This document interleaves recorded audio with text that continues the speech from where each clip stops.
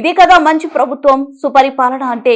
ఇంటింటికి సుపరిపాలనలో భాగంగా కార్మిక శాఖ మంత్రి వాసంశెట్టి సుభాష్ కాజులూరు మండలం గొల్లెపాలెం గ్రామం తోట కాలనీలో సుందరపల్లి జ్యోతి ఇంటిని సందర్శించారు.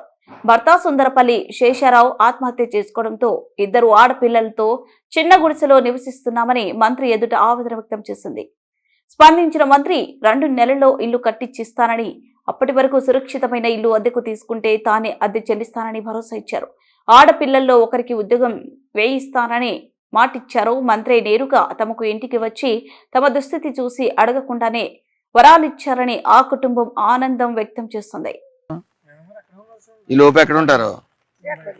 ఓ పని చేయండి, వీళ్ళని ఎక్కడో చోట ఇంట్లోకి అద్దె ఇంట్లోకి చేర్చి ముందు ఇది తీసేసి ఫౌండేషన్ అయ్యి నేను వేయింతాను, రేకు పెట్టి కట్టిందాం. దానికి ఏమన్నా సహకరించండి, మ్యాండేటరీ కాదు, లేదా చేసేద్దాం పని. వీళ్ళని పెట్టేసిన వెంటనే పని స్టార్ట్ చేయించేద్దాం. ఎవరన్నా మంచి మేస్త్రి ఉంటే తీసుకురా.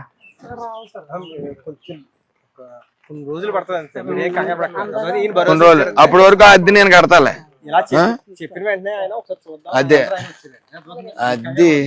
నా ఫోన్ పే ఏదైనా పెట్టు, అద్దె ఎంత అయితే అంత 2 నెలలు పడద్దులే. ఎలాగా రేపు నువ్వు స్పీడ్గా స్టార్ట్ చేసినా 2 నెలలు పడద్దు కాబట్టి పెట్టేసి చెప్తాను.